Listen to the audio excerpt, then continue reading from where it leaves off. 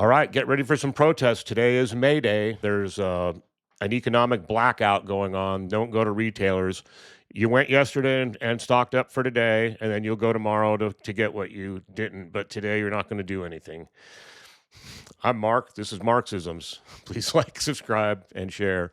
I don't know. I don't think those things really do much. They just kick back for a day and go, okay, we're not going to have good sales today, but they'll pick up tomorrow, and they probably will. Yeah, I mean, it's. I guess it's still a good message to show them to do. Not only that, but the U.S. debt is now 100% of the gross domestic product, and that's not a good thing. Also, we're out of missiles. This is my big concern. We're not out of missiles, but we're running low. They're trying to say we're not, but I already knew the numbers a month ago. I talked about it. It's pretty clear that Mark Kelly went over the numbers in when he was grilling Hegseth the other day, Hegseth or whatever.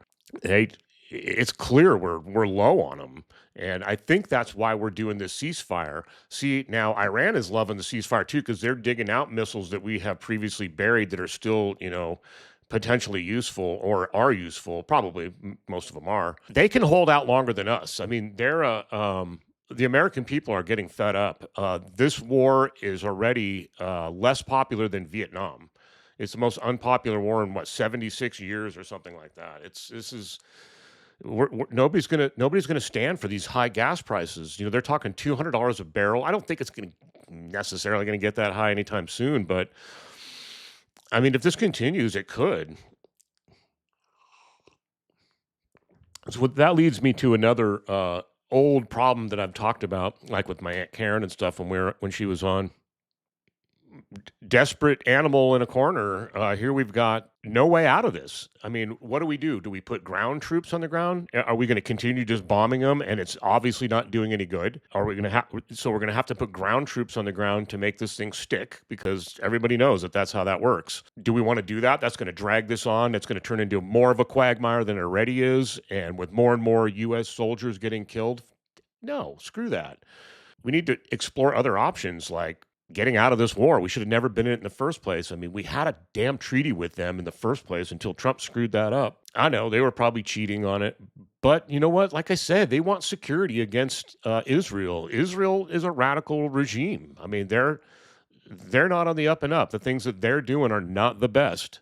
I know that it's a tough situation for them and for everybody, all of their neighbors. They're pretty heavy-handed.